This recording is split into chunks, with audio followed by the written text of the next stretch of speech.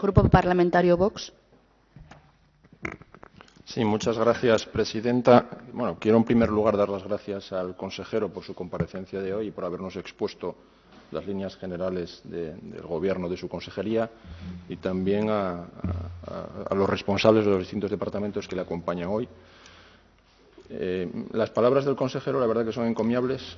Podría ser una bonita carta a los Reyes Magos para Asturias, pero lo hemos escuchado muchas veces antes, algunas cuestiones no, y lamentablemente muy pocas veces se han materializado en soluciones prácticas para Asturias.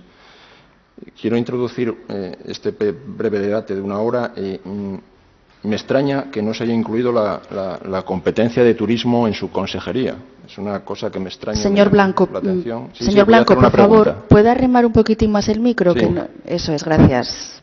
Me extraña, he hecho en falta que la consejería de su competencia no haya asumido las competencias en turismo, que representa casi un 12% del PIB asturiano y casi 50.000 trabajadores.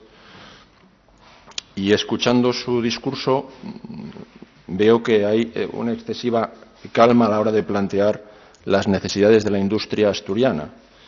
En 1980 había 124.000 trabajadores en la industria asturiana y hoy apenas llegan a los 50.000. Hemos perdido 5.000 trabajadores en la industria en el último año. Me gustaría saber qué medidas va a acometer su consejería en el corto plazo, ya no en el periodo de una legislatura, para intentar retener a estas multinacionales o grandes compañías que están implantadas en Asturias ahora. ¿Qué medidas a corto plazo va a plantear su consejería, más allá de un programa completo de gobierno?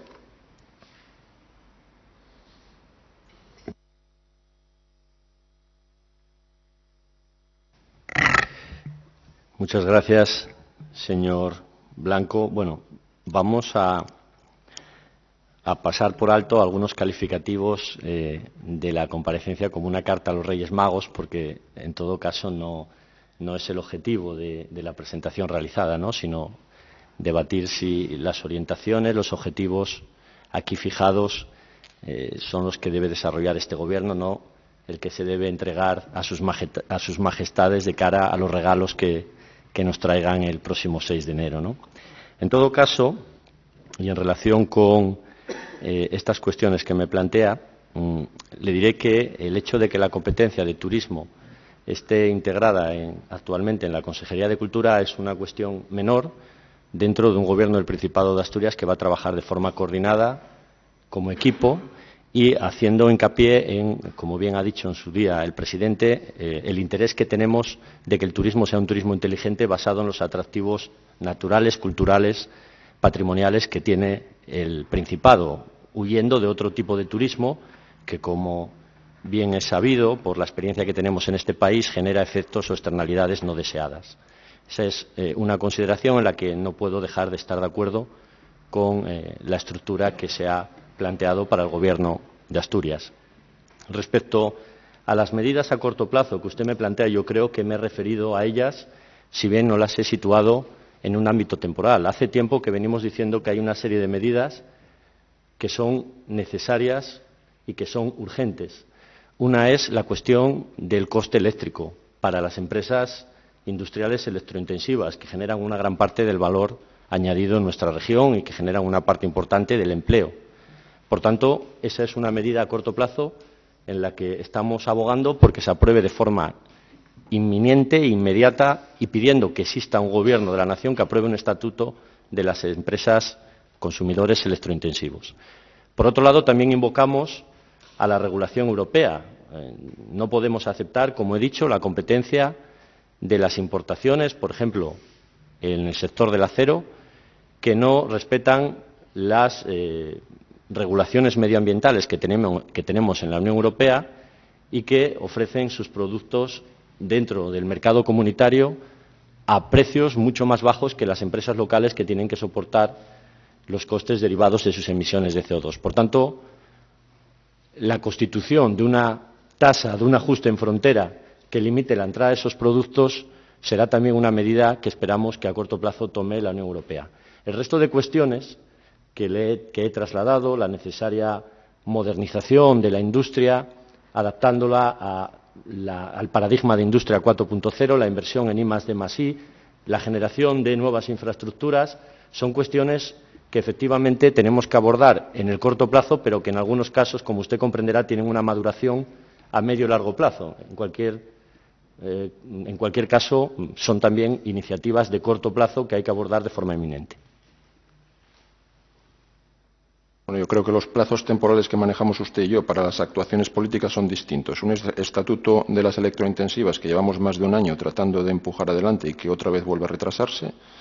Un arancel medioambiental en la Unión Europea que teóricamente no se va a aprobar en el corto plazo, o sea que no está planteando medidas a corto plazo. En los próximos 12 meses volveremos a perder otros 5.000 empleados en la industria. Le planteo dos cuestiones concretas a ver cómo las va a afrontar.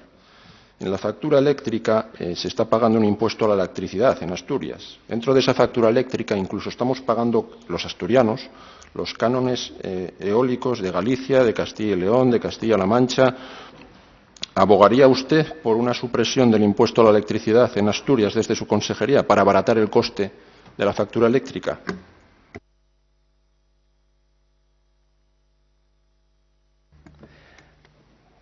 En este punto espero que me reconozca que la capacidad normativa del Gobierno del Principado de Asturias es muy limitada, puesto que son competencias nacionales. En cualquier caso, en relación con su propuesta, le digo que no descartamos ningún medio que permita conseguir el fin último que perseguimos, que es la reducción del precio de la factura eléctrica. En el ámbito de la electricidad, hemos dicho en esta exposición que nos interesa que haya un suministro que sea seguro, que sea de calidad, que sea competitivo, y no somos nosotros quienes tenemos que definir los medios para hacerlo. Ese medio que usted plantea sería uno posible, pero quienes regulan el sistema eléctrico serán quienes tengan que poner los medios y las soluciones apropiadas para conseguir, como digo, ese fin último, que es hacer que los precios de la energía eléctrica sean competitivos. Y en este punto, si quiere, no tengo ninguna objeción en reconocer un dato que es objetivo, y es que hoy por hoy, por desgracia, en Asturias los precios de la electricidad no son competitivos con otros países, incluso de la Unión Europea. Bueno, hay un tramo del impuesto a la electricidad que es autonómico. Ahí sí que tendría el Gobierno del Principado de Asturias materia suficiente para trabajar. Paso a la siguiente pregunta. Para tratar de reducir a corto plazo el precio de la energía para nuestras industrias, sobre todo para la pequeña y mediana industria y también para la grande, tenemos un problema de competitividad en el coste energético no solo con la Unión Europea. Como sabe usted, los peajes de acceso a las redes de distribución en España hay una competencia que yo entiendo que es incluso desleal de la industria vasca respecto al resto del país y que afectaría también a Asturias. Hay dos tramos de peaje, uno el que va hasta 30 kilovoltios y otro que es el mayor o igual de 30 kilovoltios, mayoritariamente utilizado en las empresas vascas, y la tarifa de media tensión, que es la que aplicaría aquí a las empresas asturianas, pues nos perjudica en el coste. ¿Tratará de hacer algo su Gobierno para que estos peajes de acceso a las redes de distribución sean iguales para todas las empresas a nivel nacional? Por ejemplo, en el caso de Vesuvius, yo estoy casi prácticamente seguro que se le está aplicando esta tarifa eléctrica que la hace menos competitiva que si estuviera instalada en el País Vasco. ¿Hará algo su Gobierno para intentar equilibrar esta diferencia en costes que nos hacen menos competitivos que industrias de otras provincias españolas? Muchas gracias. Mire, en este punto tengo que decirle, también relacionado con el retraso que trasladaba sobre el Estatuto de los Consumidores Electrointensivos, que los diferentes cambios que ha habido en el Gobierno de la Nación en los últimos años han generado algún tipo de retraso en unas medidas que son totalmente deseables y necesarias para nuestra economía. Fíjese que un Gobierno que llega en el mes de junio del año pasado al Gobierno de la Nación es el que empezó a tramitar desde cero un estatuto de los consumidores electrointensivos para atajar un problema que ya existía anteriormente y que el Gobierno anterior no había abordado. Con lo cual, en esa premura temporal y la subsiguiente convocatoria de elecciones, como bien conocemos, para el próximo 10 de noviembre, pues no ha dado tiempo a elaborar ese estatuto de empresas electrointensivas. Me refiero también, en esa misma línea, en esa misma dinámica de los Gobiernos nacionales, al hecho de que esa discriminación que usted señala respecto de los peajes en regiones como el País Vasco y Asturias responden a acuerdos presupuestarios tomados por el Gobierno anterior al Gobierno socialista de la nación.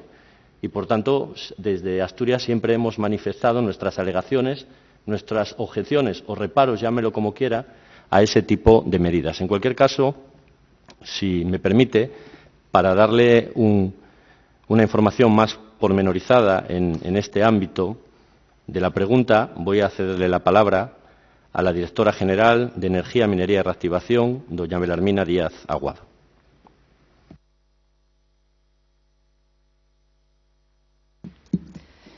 Sí, buenos días. Efectivamente, como dice el consejero, nosotros desde la consejería estamos trabajando pues en todos los ámbitos que lleven a una tarifa competitiva, estable, predecible y especialmente para la industria. Sí que reconocemos que esa estructura de peajes penaliza de alguna forma a muchas industrias asturianas frente a las del País Vasco y como tal lo hemos indicado en las sucesivas alegaciones que vamos enviando. Siempre somos muy activos en hacer alegaciones, observaciones y comentarios intentando defender, como digo, los intereses de la industria asturiana y disminuir ese límite de 30 kilovoltios hacia límites que se ajusten más a la distribución en Asturias, hacia los 20 kilovoltios. No solamente eso, sino que además pedimos que se defina una estructura tarifaria que diferencie claramente los peajes de acceso y los cargos destinados también a cubrir el resto de los costes regulados. Y aunque ambos sean competencia del Gobierno estatal, todavía la semana pasada enviamos nuestras observaciones a la circular de peajes de distribución, al borrador de circular de la CNMC, y esperamos también que salga la parte correspondiente a los cargos, que como sabe es competencia del Gobierno central, para tener el mapa de esos costes y poder hacer alegaciones conjuntas y en consonancia. Pensamos que sí que es interesante tener ese mapa completo de los precios de la energía para la industria, incluyendo también, como decía el consejero, el marco del Estatuto de la Industria Electrointensiva, en el cual, desde el momento en el que se lanza, como bien ha comentado el consejero, hace aproximadamente un año, hemos sido totalmente proactivos en enviar también observaciones, alegaciones. En el proceso de información pública que venció en marzo enviamos nuestras observaciones también y hemos intentado siempre apoyar a la industria electrointensiva y a la hiperelectrointensiva, como dentro de ese estatuto debe de ser también. Y bueno, pues seguimos reclamando su aprobación a la mayor brevedad, porque sí que consideramos que es muy importante que se disponga de un marco tarifario conocido, como decimos, y competitivo. Muchas gracias. Me han preocupado las declaraciones del presidente del Principado de Asturias recientemente en relación al caso Vesuvius, en el que tildaba la marcha o la deslocalización posible de la empresa como de capitalismo salvaje. Me preocupa también que cuando una empresa decide deslocalizarse de Asturias se opte en un primer momento por algunos políticos por atacar a la empresa con, no sé, manifestaciones bastante fuera de lugar como esta, la de capitalismo salvaje. Yo no sé si es que el capitalismo está mal recibido en Asturias o no es bienvenido. ¿Comparte el consejero las declaraciones del presidente de que la marcha de Vesuvius es consecuencia del capitalismo salvaje? ¿Cree adecuada esta estrategia de amenaza para que las empresas que están aquí no se vayan y que, desde mi punto de vista, acaba trasladando un mensaje negativo para que otras puedan venir a instalarse? Comprenderá que no es mi cometido en esta comparecencia venir a comentar las palabras del presidente. En cualquier caso, sobre ese aspecto que indica de la empresa Vesuvius, yo le diré que no estamos de acuerdo con aquellas actitudes empresariales que solo ven detrás de una actividad los números, los beneficios, la rentabilidad y se olvidan del elemento social, que son las personas, las familias, que se quedan sin su modo de realizar el proyecto de vida, sin su empleo, sin su sueldo. Y esa es la sensación que da el comportamiento de la empresa Vesuvius. Y en ese sentido es lo que le puedo decir sobre mi opinión. Obviamente no voy a entrar en ningún caso y espero que lo comprendan como lógico a matizar, a calificar o adjetivar las declaraciones del presidente, que por otro lado pues le puedo decir que en cierta manera entiendo y comparto. Puedo concluir entonces de su respuesta es que si usted es empresario y quiere ganar dinero, Asturias no es el lugar al que tiene que ir. ¿Eso es lo que acaba de decir? Yo creo que no he dicho eso. Yo he dicho que otra dimensión de la actividad empresarial, junto con la rentabilidad, junto con el rendimiento, el retorno, ganar dinero, llámelo como quiera, beneficios, es el elemento social. Y además yo creo que aquí Asturias no está inventando nada nuevo. Las empresas hoy en día dedican una parte de su memoria a hablar sobre la responsabilidad social corporativa, sobre el interés o la defensa del interés de los grupos que están vinculados a la empresa, trabajadores, proveedores, clientes, la sociedad en su conjunto. Yo lo único que pediría a las empresas que se asienten en Asturias es que efectivamente son bienvenidas, que no tenemos ningún problema con su ánimo de lucro, pero que sí que tengan una consideración con la comunidad en la que se asientan, que por otro lado, le repito, señor Blanco, suele ser recordarles algo que las propias empresas luego manifiestan en sus informes cuando hablan de responsabilidad social corporativa. Pasando a otro punto, hablaba antes, yo realmente no sabía que existía, que tenían ustedes una unidad de atracción de inversiones. ¿Desde qué época o qué fecha lleva operando esta unidad?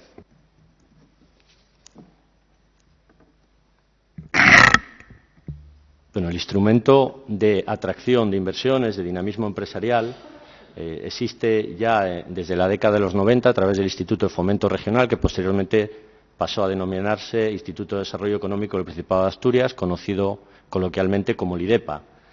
Lo que hemos detectado en los últimos años es la necesidad de intensificar el trabajo que se hace desde ese departamento. Por tanto, hemos centrado recursos humanos y pretendemos centrar otro tipo de recursos en un proyecto más específico. Pero a efectos de responderle con mayor detalle, si me lo permite, voy a cederle brevemente la palabra a la directora general del IDEPA, que está presente en la sala y que es doña Eva Pando Iglesias. Sí, muy buenos días. Como pues ya adelantaba el consejero, el Instituto de Desarrollo Económico del Principado de Asturias, desde hace ya años, no tengo aquí la fecha exacta, pero ya lleva varios años siendo la oficina o la delegación de la actuación de España para atracción de inversiones, que de alguna manera está liderada por el ICEX, que tiene el nombre de Investing Spain. Pues de alguna manera la delegación regional en Asturias de ese Investing Spain, que es Investing Asturias, está en el Instituto de Desarrollo Económico del Principado de Asturias y desde ahí se pilotan las acciones para de alguna manera vender Asturias como lugar donde invertir y para atraer inversiones foráneas.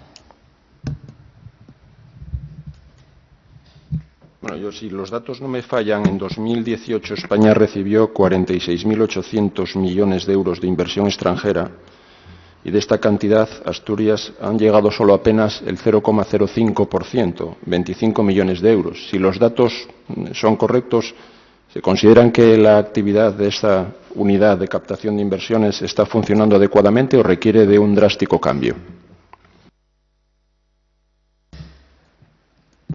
Sobre esta cuestión en particular le puedo decir que no solo el funcionamiento de la Oficina de Atracción de Inversiones en Asturias, sino absolutamente todos los organismos que tiene asociados, adscritos la Consejería, están al principio de la legislatura y ante la situación de que existe un nuevo consejero, están en revisión y en evaluación permanente. También le quiero decir que el carácter de esta revisión no es inquisitorial, no es recriminatorio, ni busca censurar la gestión anterior, sino simplemente revisar si las inversiones, los recursos empleados están dando el rendimiento adecuado y, en cuyo caso, ver si lo que hay que hacer es continuar con esas medidas o reformularlas. No obstante, yo no tengo esas cifras concretas que usted maneja. El objetivo de la comparecencia era presentar el programa de gobierno, las orientaciones, pero sí que le vuelvo a dar, con su permiso, la palabra a la directora general del IDEPA, doña Eva Pando, para que pueda trasladar información que tenga y que pueda responder a su cuestión. Sí, perdón. En respuesta a las cifras, ¿no?, que su señoría comenta, creo que hacen referencia a uno de los indicadores que determinan la inversión extranjera en las regiones, que es el indicador de flujos de inversión. Este indicador de flujos de inversión tiene pues muchas limitaciones para su análisis, porque de alguna manera no tiene en cuenta el efecto sede. Como pues es fácil de entender, pues las regiones que pues tienen además, como es el caso de Asturias, importante presencia de empresas de capital extranjero, muchas de ellas tienen su sede fuera de Asturias, aunque tengan centros productivos aquí de alta relevancia, ¿no? Bueno, pues de alguna manera los flujos de inversión que van a esas empresas que no tienen su sede en nuestro territorio no aparecen aquí en este indicador. Es por ello que, de alguna manera, además, este indicador de flujos de inversión tiene en cuenta las operaciones accionariales. Es decir, no tiene en cuenta los flujos reales de inversión en activos, ¿no?, en activos productivos, sino que una simple compra accionarial por parte de un fondo o una venta accionarial por parte de un fondo puede considerarse como un flujo en este indicador y no tiene por ello que afectar a la real inversión productiva. La verdad es que nosotros, para hacer un análisis de la inversión real en activos productivos, nos fijamos en otro indicador, que es el de stock de inversión extranjera directa, que de alguna manera pues refleja los principales activos, ¿no?, que están invertidos por inversiones extranjeras en nuestra región. Y en este indicador, en los últimos datos que tenemos, la última actualización de este indicador, marca Asturias como la cuarta región española en stock de inversión productiva directa extranjera, tras Madrid, Cataluña y el País Vasco. Con lo cual, pues creemos que son indicadores que hay que analizarlos teniendo en cuenta sus limitaciones y que de alguna manera hay que valorarlos en su justa medida. Perdón, un momentín. Cada vez que hablen, repitan su nombre, ¿vale? Porque quien está en grabación no sabe quién habla. Gracias. Bueno, aprovechando la intervención de la directora general del IDEPA, aunque la pregunta va destinada al consejero, hemos recibido recientemente la ejecución presupuestaria 2018 que se nos ha facilitado desde el IDEPA. Y bueno, yo por lo menos he comprobado que la consejería ha destinado cerca de 17 millones de euros al IDEPA, que a su vez se han destinado a un desarrollo inmobiliario en Siero, en concreto un parque empresarial. Dentro de las funciones de su consejería en estos próximos 4 años va a estar también el desarrollo urbanístico o entrar a salvar empresas públicas con dificultades económicas.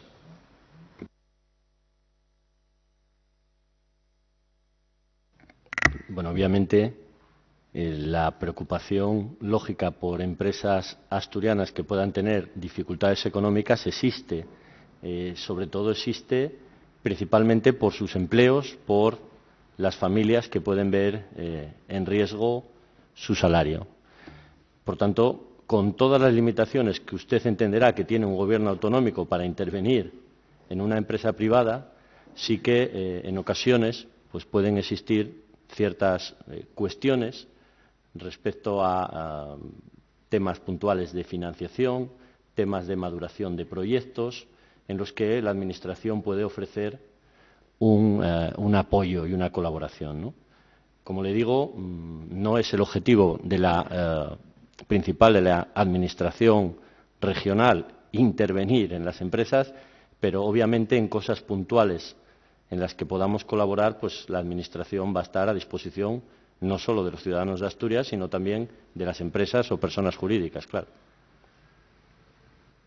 Bueno, quiero recordar que gran parte de esa ayuda fue destinada a una empresa pública en problemas, no a una empresa privada.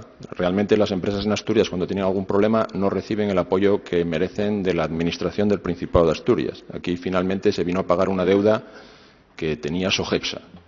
Entonces, por eso pregunto, ¿está dentro de la política de la Consejería para esta legislatura seguir apoyando desarrollos urbanísticos o atender necesidades de empresas públicas en problemas? Bueno, no voy a entrar en una diferenciación, como comprenderá, semántica entre si merecen, si reciben, si podemos o si queremos dar las ayudas. Hay ocasiones en que a la Administración probablemente le gustaría poder colaborar en mayor medida, pero no dispone ni de los recursos ni de los resortes legales para poder hacerlo. Entonces, en esa cuestión también le puedo decir que se puede dar esa casuística, ¿no? Si quiere hacer una pregunta más concreta en relación con alguna sociedad en particular, yo le rogaría que fuera más explícito, porque yo le estoy contestando de una forma general y no sé por qué me da la sensación de que usted quiere entrar en algún tema más específico. También le digo que puede ser que alguno de esos temas específicos no sea competencia directa de esta consejería y la información que le pueda proporcionar sea limitada, pero en todo caso rogaría que por favor me aclare a qué se refiere. Sí, con mucho gusto. En la ejecución presupuestaria del IDEPA recibe un ingreso aproximado de 16.700.000 euros. El IDEPA recibe 16.700.000 euros aproximadamente de la Consejería de Industria. Y se acaba un desarrollo empresarial, un parque empresarial, Boves 1, en Siero, en el que principalmente uno de los mayores escollos que había era una deuda que mantenía Sogepsa, una empresa pública, con una UTE. Mi pregunta era solo dirigida a si su consejería va a tener en consideración como líneas de actuación, ya que casi es la mitad del presupuesto que recibió el IDEPA el año pasado, esta aportación de la consejería, y casi una tercera parte lo que se destinó a este desarrollo de parque empresarial, en el que el problema fundamental era que Sogepsa tenía una deuda con una UTE, si esa va a ser una política que va a seguir su consejería. No estoy preguntando por el pasado ni recriminando el pasado, estoy simplemente preguntando si esa va a ser una política que va a seguir su consejería. En relación con esa cuestión concreta que plantea, yo le puedo comentar cuál es la política general de la consejería en relación con los desarrollos de suelo industrial. Nuestra consejería, como bien sabe, esa competencia hoy en día está transferida a la Consejería de Infraestructuras.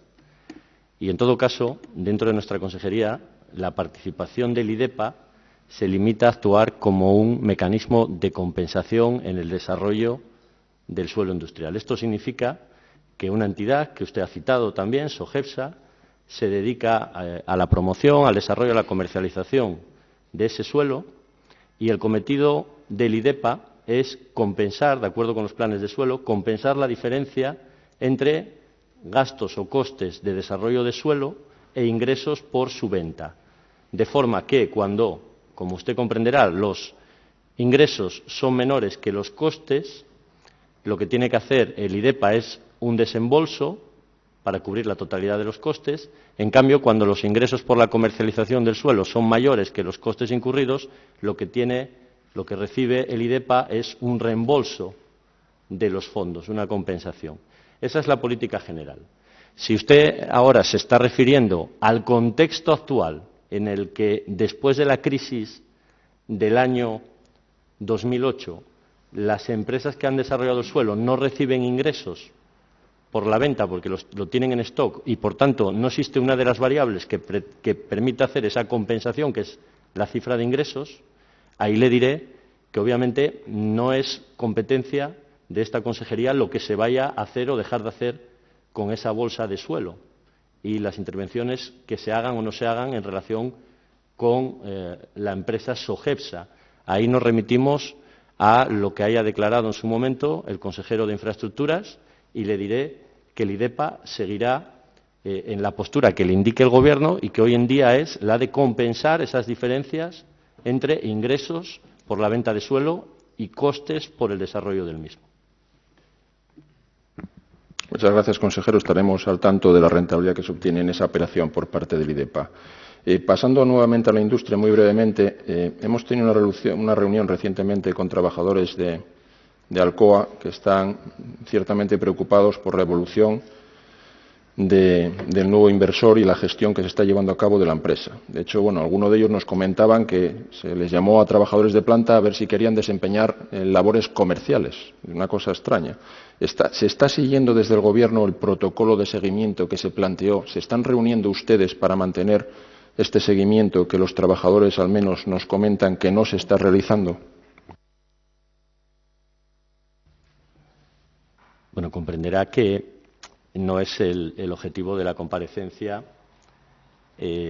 tratar temas concretos o situaciones concretas de empresas, pero tampoco es la voluntad de este consejero que pueda entender que quiere escurrir el bulto. En relación con la empresa Alcoa, usted podrá reconocer que el apoyo tanto del Gobierno regional como del Gobierno nacional ha sido total y ha sido una de las claves, junto, por supuesto, con el esfuerzo de los trabajadores, de que se haya podido encontrar una solución para la continuidad de la actividad industrial en la planta, ahora bajo la denominación de Aluiberia. Yo creo que ese debe ser el aval suficiente para creer o dar la confianza a estos actores de que se va a seguir trabajando en la línea adecuada. A día de hoy hay un compás de espera, puesto que la nueva propiedad de Aluiberia ha pedido unos meses para revisar a fondo la realidad de la factoría y analizar posibles nuevas líneas de negocio, entre otras la puesta en marcha nuevamente de las cubas de electrólisis, que es uno de los elementos singulares de la actividad y de la creación de empleo en la planta. A día de hoy, como digo, hay un compás de espera para en las próximas semanas poder ponerse en contacto con la compañía y solicitarles que nos informen de cuáles son las conclusiones a las que ha llegado. Esa es la realidad que hoy le puedo trasladar, aunque, insisto, no es el objetivo de la comparecencia. En relación al asunto de las térmicas, que preocupa mucho en Asturias también. Señor Blanco, vaya finalizando. ¿Y cuánto queda? Es que lleva 1 minuto y pico. Bueno, yo soy consciente de que le interrumpí en 2 ocasiones, pero por favor, vaya finalizando. Gracias. Muchas gracias, presidenta. Y sí, para ir finalizando, pero llevo media hora. Es que Perdón, que tiene usted 1 hora. Pensaban que eran 30 minutos. Disculpe. Muy bien. Muchas gracias. Eso sí que es corto plazo, ¿eh? Bueno, en relación a las térmicas, decía el señor Barbón en 2017 que es una barbaridad que se cierren. En 2017, estamos hablando de hace año y medio. Probablemente era porque gobernaba el Partido Popular entonces, pero era una barbaridad que se cerraran las térmicas. De hecho, el SOMA UGT también amenazó hace menos de un año prácticamente en movilizaciones y se cerraban. Usted, de hecho, en 2016, no hace tanto, decía en La Voz de Asturias que necesitamos que siga perviviendo un sector minero que parece ser que apuesta por mantenimiento del sector minero, por lo que le escuché en la comparecencia, de una dimensión adecuada que permita garantizar, por una cuestión de inteligencia económica y política, el suministro energético de este país. O sea, y vamos a mantener la minería para asegurar el suministro energético de este país. Y decía usted la estabilidad de los precios, porque en el momento en que no tenga suministro propio, pasará como con el petróleo.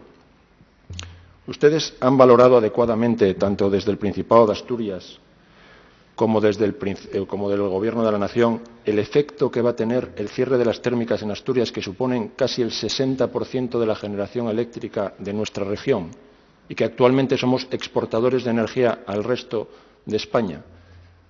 ¿Se dan cuenta de que cuando cierren las térmicas, solo Lada y Soto de la Barca son el 20% de la generación, vamos a pasar a ser dependientes energéticamente no ya del extranjero, sino de otras comunidades autónomas? ¿Qué pasará como cuando en 2017 hubo poca generación hidráulica por la poca precipitación y tuvieron que arrancarse las térmicas? ¿Qué pasará cuando las empresas de Galicia quieran que la energía que se produce en Galicia se quede allí? ¿Están dándose cuenta de que están poniéndole una soga al cuello a nuestra industria asturiana con el cierre de las térmicas? ¿Es usted partidario de cerrar las térmicas?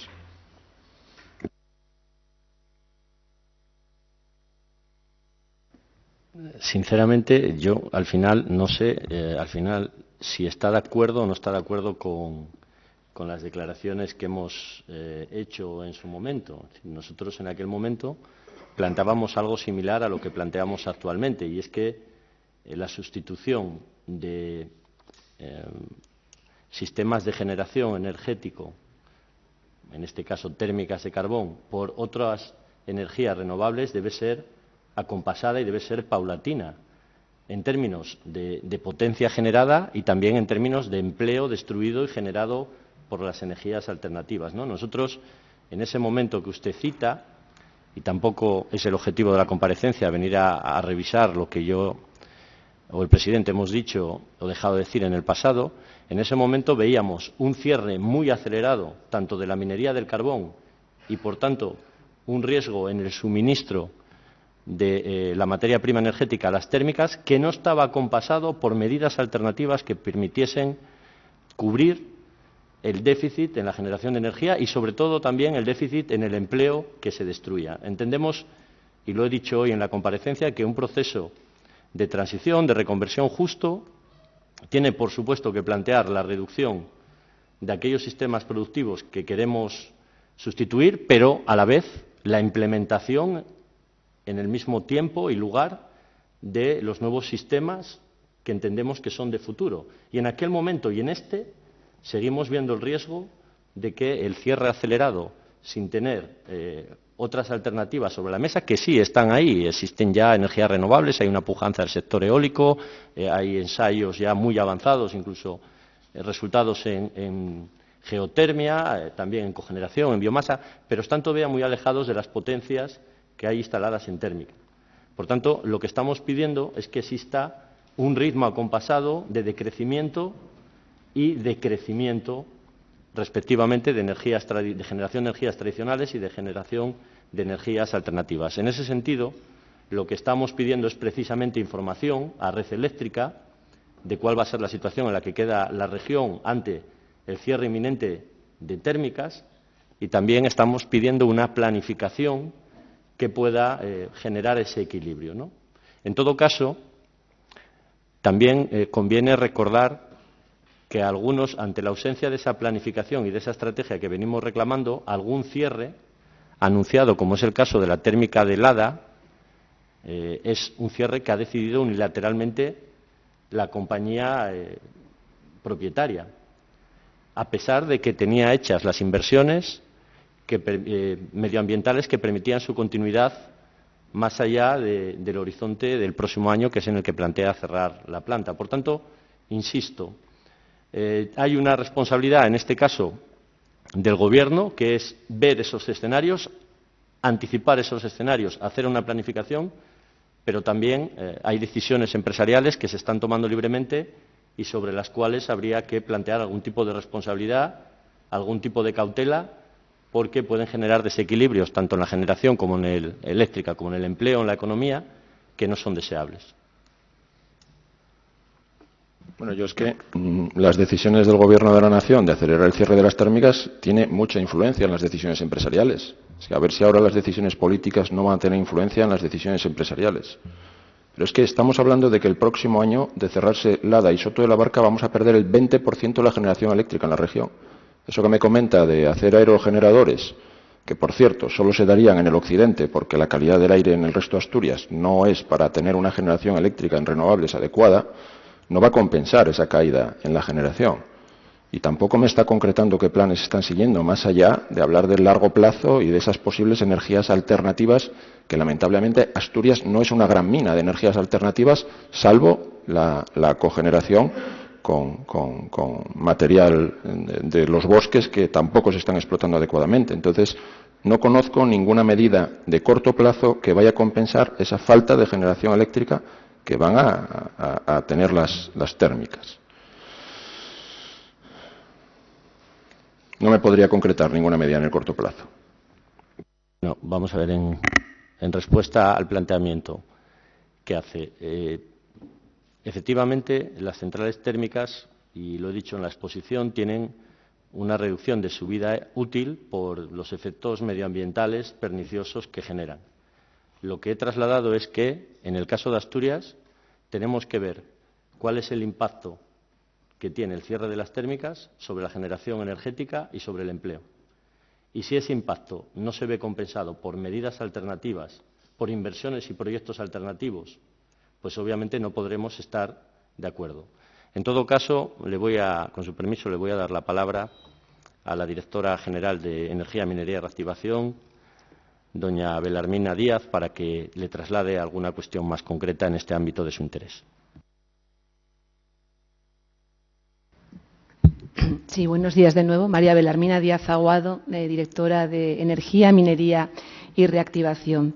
Pues, como bien ha dicho usted, señoría, hay un proceso de descarbonización en la que tenemos que dar cumplimiento a los acuerdos de París, y son acuerdos que vienen impuestos desde la Unión Europea, más allá de que luego se establezcan límites más o menos restrictivos. Y esto nos lleva a que va a haber una transición progresiva desde las energías fósiles hacia las energías renovables. Nosotros ahora mismo en Asturias tenemos 19 parques eólicos con una potencia instalada de 518,5 megavatios y tenemos energía hidráulica por 778 megavatios. Entendemos que todavía tenemos potencial para la construcción de nuevos parques eólicos hasta una capacidad de evacuación de 1.250 megavatios, que se podría suplementar hasta 1.600 megavatios y, por tanto, las acciones más inmediatas en las que estamos trabajando es en potenciar, en fomentar la construcción de energías renovables en aquellos nichos en que hemos identificado potencial para ello, donde vemos que hay recurso, como digo, en parques eólicos. Pero no solo.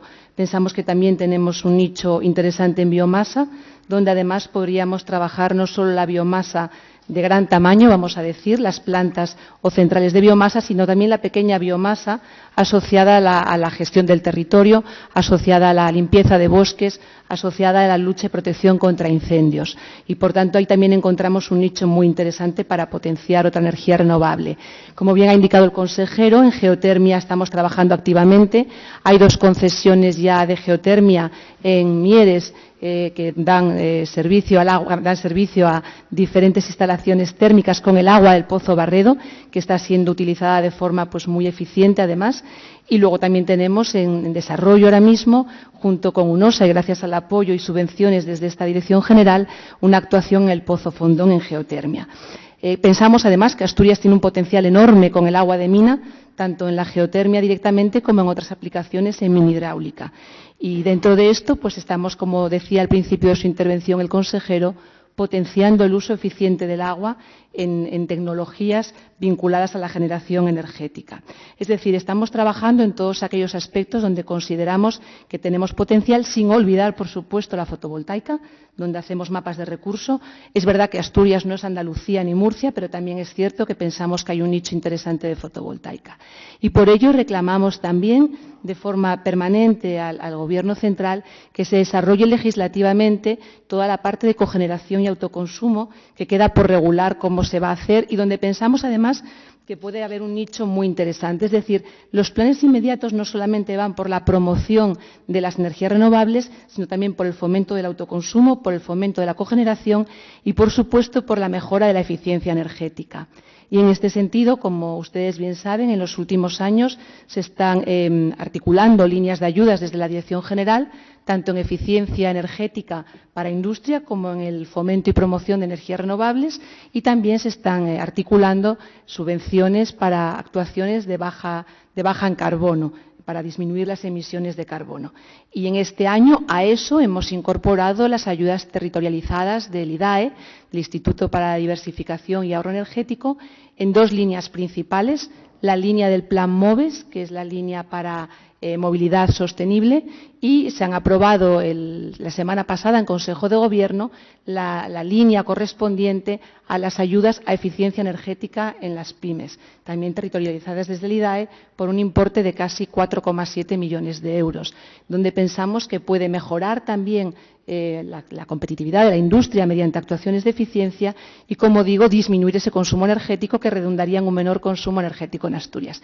Es cierto que aproximadamente el 50% de potencia instalada, como bien ha dicho usted, corresponde a la generación térmica, pero lo que queremos trasladar es que estamos trabajando de forma muy proactiva en intentar que esa transición hacia las energías renovables sea progresiva, como digo, sea gradual y no nos deje fuera de juego ni a nosotros ni a la industria asturiana.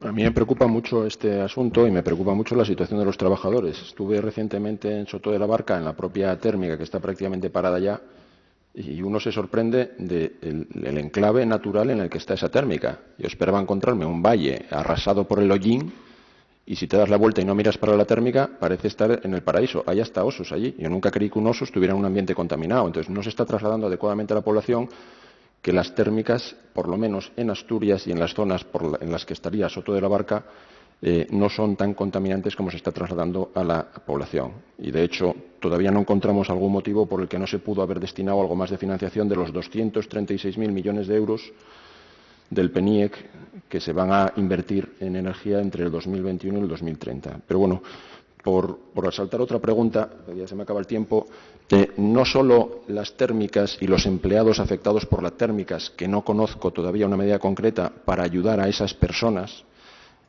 La Unión Europea ha creado una definición para empleos verdes bastante laxa, que podría venir muy bien para dar empleo y recursos a las personas que van a perder su puesto de trabajo porque cierran las térmicas. Estos empleos verdes, que como digo están definidos muy vagamente en la Unión Europea, podrían encajar hasta desde trabajos de tipo forestal, trabajos de transición energética para el desmontaje de las térmicas. En general, cabría una gran variedad de empleos. Yo no sé si desde el Principado de Asturias se está trabajando en esta línea, porque somos la provincia más afectada por el cierre de las térmicas y, en algunos casos, en núcleos claramente captadores de CO2, como es Soto de la Barca, rodeada de bosques. Entonces, ¿se está haciendo algo desde el Principado de Asturias para entrar en la definición de esos puestos verdes que nos permitiría dar empleo o actividad en estas zonas que van a quedar deprimidas? Créame si le digo que compartimos la preocupación por la industria y por el empleo, y a esta hay que sumar también la preocupación por el medio ambiente. Lo que le quiero trasladar en este caso es que también no nos vamos a adentrar en un discurso que excede el ámbito de esta comparecencia, incluso de esta consejería, incluso de este foro, que es sobre el cambio climático y hasta qué punto las térmicas contribuyen o no a la emisión de CO2 o gases de efecto invernadero. Yo ahí le reconozco que no soy científico, pero me creo y entiendo que de forma generalizada la sociedad ya se cree que hay un efecto muy dañino como consecuencia de esas emisiones sobre el planeta. No obstante, en el sentido que, del mismo modo que le digo esto, también le comento que somos perfectamente conscientes de que gran parte de las emisiones no se producen por las térmicas o por la industria, sino se producen también por la movilidad, por los vehículos. Y en ese ámbito de actuación, antes lo ha explicado la directora de Energía, estamos trabajando en la movilidad sostenible. Para nosotros es un frente importantísimo en Asturias, además una oportunidad de actividad económica y de empleo. No en vano se dice del coche, y hay un libro que así se titula, que es la máquina que cambió el mundo, y nosotros aspiramos que una nueva generación de vehículos que puedan ser eléctricos, que puedan ser conectados y que puedan ser incluso autónomos, pueda generar en Asturias nueva actividad y nuevo empleo. Y esto no es un proyecto ilusorio o un afán iluso, puesto que gran parte de los componentes del automóvil, de empresas e industrias que generan componentes de automóvil, están radicados en la región, con lo cual sería hacer un esfuerzo por conseguir que trabajen de forma conjunta, ¿no?, en un proyecto de ese tipo, de esa naturaleza, y, por supuesto, en Asturias. Respecto a los planes alternativos al cierre de las térmicas, lo hemos dicho antes, cuando hemos hablado de reactivación. Precisamente uno de los elementos centrales de este Gobierno y que da denominación a una dirección es la reactivación. Hemos hecho mención a la reactivación consecuencia de la reconversión de la minería del carbón, pero ahora mismo tenemos encima de la mesa una reactivación necesaria por el final de la vida útil de las centrales térmicas. Y ahí hemos hablado de proyectos alternativos en el ámbito de la eficiencia, el ahorro energético y la generación con energías renovables que, como usted comprenderá, necesitan financiación. Y en ese punto es donde hemos aludido a los planes de la minería, los fondos que se puedan rescatar del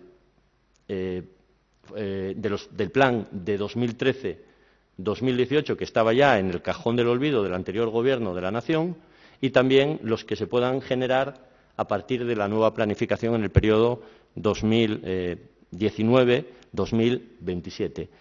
Todo ello sin olvidar otras dos líneas, y se lo repito porque, bueno, quizá, y le pido disculpas, mi intervención inicial ha sido tediosa, pero en ella hacía referencia. Hay otras dos líneas: los contratos de transición para proyectos singulares específicos de reactivación, que deberán hacerse en marcos participativos con el Gobierno de la región, con las empresas eléctricas, con los agentes sociales, y con las administraciones. Y también no hay que olvidar otra fuente de financiación, que es los fondos europeos. Y he citado solo una de las vías, que es la disponibilidad de fondos que existe para regiones carboníferas en transición, pero también no descartamos poder acudir a otro tipo de fondos europeos que nos permitan lograr financiación para estos fines. Muchas gracias. Sí, presidenta, ¿cuánto tiempo me resta? Es que no llevo la cuenta. Tiene usted 11 minutos. ¿11 minutos? Sí, señor Blanco. Bueno, solo voy a hacer 3 preguntas más ya. Una pregunta un poco técnica, pero a veces desvestimos un santo para vestir otro sin saber lo que hay debajo. Entonces, cerramos las térmicas y, por lo que le escuché a la directora general, podríamos llegar a tener una generación en eólico cercano a los 900 megavatios, 518 horas instalados y casi 400 megavatios adicionales, si no recuerdo mal. Me intereso porque, como sabrá sobre todo la directora general o alguno de sus técnicos, hay un gas de efecto invernadero que es 23.500 veces más potente que el CO2, que se llama hexafluoruro de azufre, que se utiliza mayoritariamente en el sector eléctrico, sobre todo en las turbinas de generación eólica, para que no se generen cortocircuitos. Un gas inoloro, sintético, y que las fugas del mismo en 2017 en la Unión Europea equivaldrían a tener 1,3 millones de automóviles funcionando.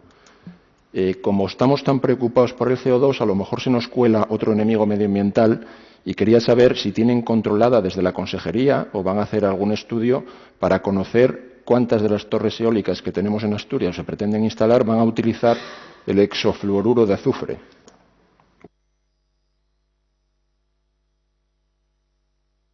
Bueno, con carácter introductorio y a esta cuestión, no sé si hay algún químico en la sala al que poder consultar ya un nivel de concreción en emisiones como el que ha hecho.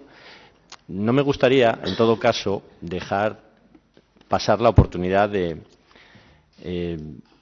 no suscribir cierto sesgo que ha introducido en el planteamiento de la pregunta, básicamente viniendo a decir que estamos demasiado preocupados por el tema medioambiental, como si dejásemos de lado el resto de cuestiones. Yo pido disculpas si en mis intervenciones he dado esa sensación, pero nada más lejos de la realidad. A nosotros nos preocupan varios equilibrios que se tienen que conseguir a la vez. Por un lado está, efectivamente, el problema medioambiental, pero también está el problema de la actividad económica y del empleo. Al final son 3 incógnitas que están en una misma ecuación y que debemos resolver desde el Gobierno de forma satisfactoria. Por tanto, discúlpeme si en este momento intervengo, porque no es solo la preocupación medioambiental y, de hecho, lo que está moviendo el debate es el equilibrio entre el ajuste medioambiental y luego el ajuste de la actividad económica y el empleo, que necesitamos que sea armónico y que no genere disfunciones. En relación con este dato concreto de cuántas torres van a emitir ese tipo de elemento, yo, mire, le voy a dar la palabra nuevamente a la directora general de Energía para que nos diga si dispone de esa información y, en todo caso, no se preocupe que si no es en esta comparecencia podremos investigar la cuestión y más adelante hacerle llegar esta información. Ahora le doy la palabra a la directora general de Energía, Belarmina Díaz. Sí, buenos días de nuevo. María Belarmina Díaz Aguado, directora general de Energía, Minería y Reactivación. Sí, señoría, por matizar un poco los datos, en la actualidad tenemos 19 parques eólicos instalados con una potencia de 518,5 megavatios, con 45 megavatios. Y tenemos en tramitación ahora mismo 45 parques eólicos con una potencia total de 869,6 megavatios. Es decir, ya están en tramitación casi 870 megavatios.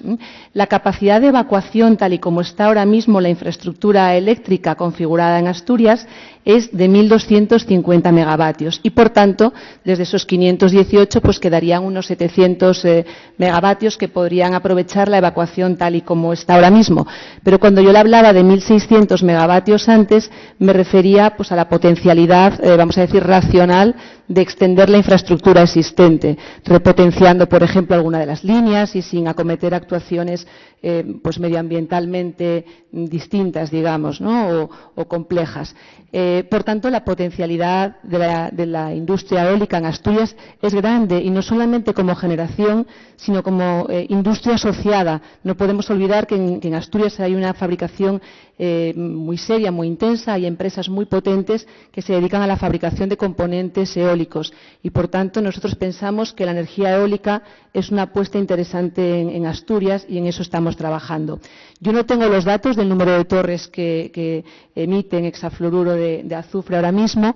Lo que sí le puedo decir es que los nuevos proyectos en tramitación están cumpliendo con todas las directrices medioambientales más estrictas y más severas, y que están también siendo sometidos a todos los procesos de evaluación ambiental, de información pública y de alegaciones pertinentes, y en este sentido no nos consta, o a mí ahora mismo no me consta ninguna que le pueda trasladar. Sí sabemos que hay subestaciones que emitían en su momento hexafluoruro de azufre, pero también sabemos que las instalaciones más modernas, las que son compactas, pues ya no tienen esa problemática, digamos. Entonces, obviamente, cualquier problemática ambiental, cualquier emisión de gas nos preocupa. Sí que es verdad que ahora mismo desde Europa se está enfrentando esta lucha contra las emisiones de CO2 por su contribución, parece que demostrada por la mayor parte de los científicos, aunque hay algunos que aún no están de acuerdo con el tema, a los efectos del cambio climático. Y sin entrar en esa discusión de los efectos de uno u otro gas, por supuesto que estamos abiertos a recoger los datos y analizar los posibles impactos que puedan tener las emisiones, que ya le digo que en este momento a mí, como tal, no me consta ni siquiera en los nuevos proyectos. Muchas gracias. Ya voy a hacer una última pregunta, pero bueno, vamos a tener que explicarle bien a los alemanes el tema del CO2, porque tienen 85 térmicas y nosotros en España solo tenemos 17, y no las van a cerrar antes que nosotros.